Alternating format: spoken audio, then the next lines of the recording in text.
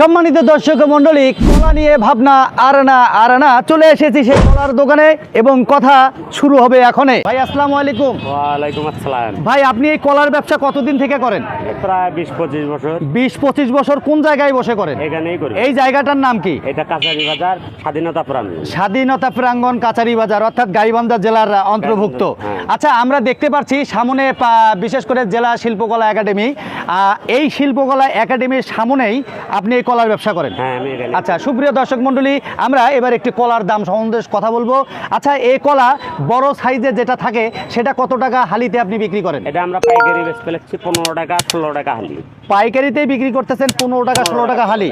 আচ্ছা, তাহলে এটা কি আপনি কি হালি হিসাবে বিক্রি করেন না পণ হিসাবে বিক্রি করেন? পণ হিসাবে বিক্রি করি। পণ হিসাবে বিক্রি করেন। আচ্ছা, যদি ক্রেতারা এখানে আসতে চায় সেক্ষেত্রে আপনি কতটুকু স্যাক্রিফাইস তাদের জন্য করবেন? কতটুকু বলতে আমরা এক পণ হাতে 300 টাকা নেই বা এক হালি 1.5 হালি কলা বেশি দেই। এই বেশি দিয়ে দেন? হ্যাঁ। আচ্ছা, সম্মানিত দর্শক, ভাইয়ের কথা শুনলেন কিন্তু তার নাম জানালো না। ভাইয়ের নাম কি? আমার নাম মোহাম্মদ দীপ্তি মিয়া। মোহাম্মদ দীপ্তি ভাই। আপনার মোবাইল নাম্বারটা এখন আমার দর্শককে নিয়ে চাই। নেন 0177 0177 তারপর 49 53 53 848। 848। সুপ্রিয় দর্শক মণ্ডলী, যারা যোগাযোগ করতে চান এই কলার দোকানের সঙ্গে, তারা এই নাম্বারে যোগাযোগ করে কলা আপনাদের সামনে চলে এলে বিষয়টা কেমন হয় আমরা দূর দূরান্ত থেকে দেখি। যারা শহরে আসেন, গাইবান্ধায় এসে কলার দোকান খুঁজে বেড়ান, আমরা মনে করব কলার দোকান আর খুঁজতে হবে না।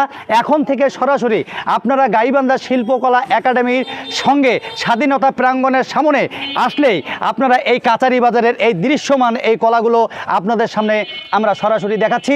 আর আপনারা যদি এই ঠিকানায় চলে আসেন, অবশ্যই আপনারা ব্যবসার ক্ষেত্রে 2-4 টাকা লাভ করতে পারবেন এবং আজকে এই ভাইয়ের সঙ্গে আপনারা সরাসরি এসে কথা বলতে পারেন।